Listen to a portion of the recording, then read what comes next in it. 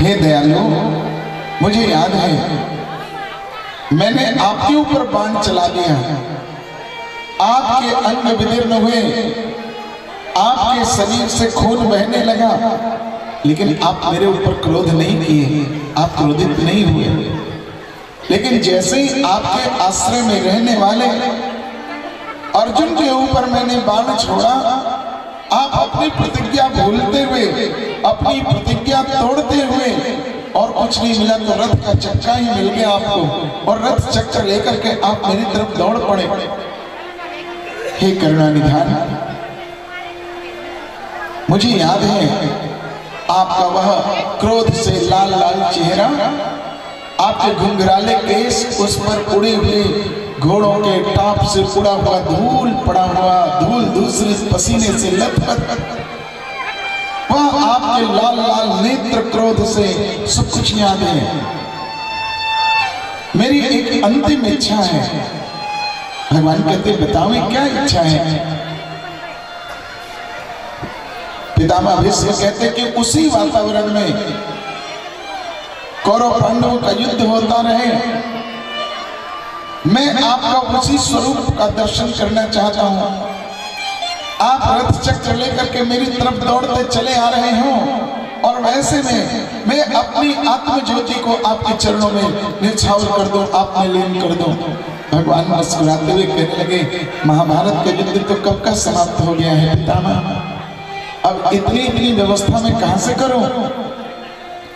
पितामह पुनः रो पड़े और कहने लगे, हे करुणा निधान, ये करोड़ों ब्रह्मांड, कोटि कोटि ब्रह्मांड आपकी इच्छा का, आपके संकल्प का फल है। आप चाहते हैं और ब्रह्मांड की उत्पत्ति हो जाती है। हमने मांगा ही क्या है आपसे, इतना कह ही रहे थे, सारा का सारा दृश्य बदल गया। वही रथों की गड़गड़ाहट, वही घोड़ों की हिलनाट, वही हाथियों का चिढ़ाड़ना, कौरव पांडवों का आमने सामने युद्ध होता हुआ पितामह भीष्म देखते हैं। भगवान द्वारकाधीश रथ चक्र लेकर दौड़े चले आ रहे हैं। पितामह भीष्म के शरीर में रोमांच हुआ, इनकी आत्मज्योति निकली और परमात्मा के चरणों में लीन हो गई। बोलो भक्तवत्सल भगवान की जय। श्रीमन्नारायण नारायण नारायण, श्रीमन्नारायण नारायण नारायण, श्रीमन्नारायण नारायण नारायण, श्रीमन्नारायण नारायण नारायण, लक्ष्मी नारायण नारायण नारायण, लक्ष्मी नारायण नारायण नारायण, श्रीमन्नारायण नारायण नारायण, श्रीमन्नारायण नारायण नारायण, भद्रनारायण नारायण नारायण,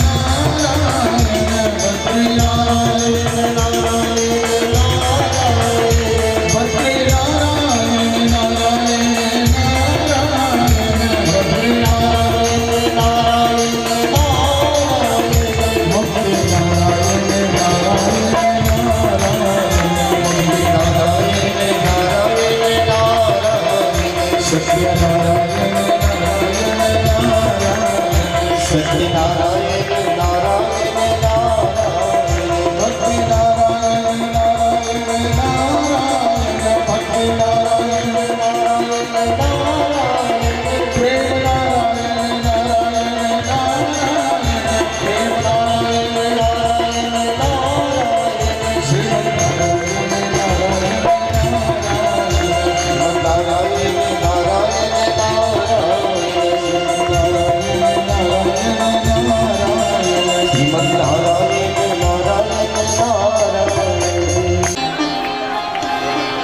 स्वागतम कृष्णा शरणागतम कृष्णा, स्वागतम कृष्णा शरणागतम कृष्णा, स्वागतम सुस्वागतम शरणागतम कृष्णा।